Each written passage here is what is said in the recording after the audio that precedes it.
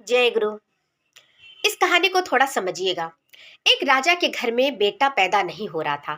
उसे एक तांत्रिक ने सलाह दी कि यदि आप अपने राज्य का किसी छोटे बच्चे की बलिदान देंगे तो अगले ही साल आपको पुत्र रत्न की प्राप्ति होगी। राजा उसकी बात को मान गए और अगले ही दिन ऐलान कर दिया कि जो भी परिवार के लोग अपने छोटे बच्चे को हमें देगा, बलिदान में देगा, तो मैं उसे पूरी तरह से धन धान्य से परिपूर्ण कर दूंगा।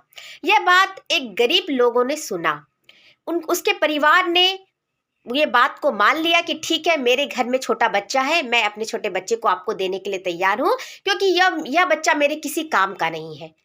फिर राजा तैयार हो गए। अब बलि की सारी प्रक्रिया स्टार्ट हो चुकी थी। अब जैसे ही बलि होती कि राजा ने उस छोटे बच्चे से कहा कि तुम्हारी कोई ख्वाहिश है, कोई इच्छा है तो मांग लो। बच्चे ने कहा कि मुझे बस थोड़ी सी गीली मिट्टी चाहिए। उस गीली मिट्टी को लाया गया। गीली मिट्टी से उस बच्चे ने 4 छोटे छोटे महल बनाए और 4 छोटे महल बना करके 3 महल को पैरों से रौंद डाला। सिर्फ एक को छोड़ा और उसे दोनों हाथों से प्रणाम करके कुछ कहा।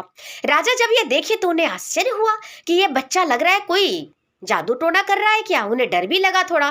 फिर वह बच्चे से पूछते हैं कि ये तुम क्या कर रहे हो। तो राजा ने कहा कि मैंने 4 महल बनाए, जिसमें पहला महल मेरे माता पिता का मैंने बनाया।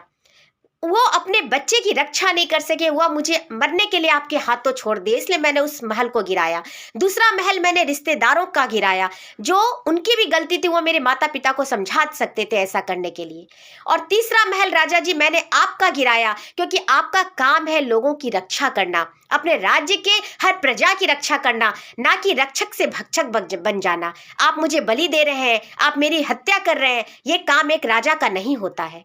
यह और चौथा मैंने अपने भगवान का बनाया, और मैं भगवान के सामने दोनों हाथों से प्रणाम करके कह रहा हूं कि भगवान अब जो भी करेंगे आप करेंगे, मैं सब कुछ आपके ऊपर छोड़ता हूं।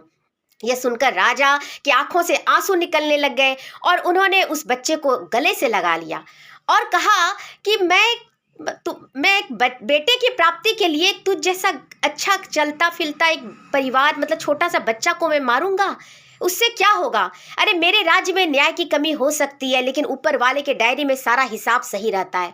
वहां तो हर इंसान का जो भी कर्तव्य है, जो भी कर्म है, उसका तो जरूर सजा मिलेगा।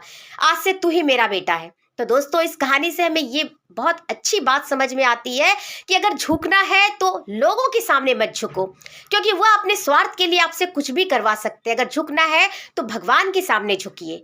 भगवान के सामने झुकने से वह आपकी हर विनती को समझेंगे। उनके घर सही न्याय होता है, वह हर इंसान को एक नज़र से देखते हैं अगर आप सही है तो।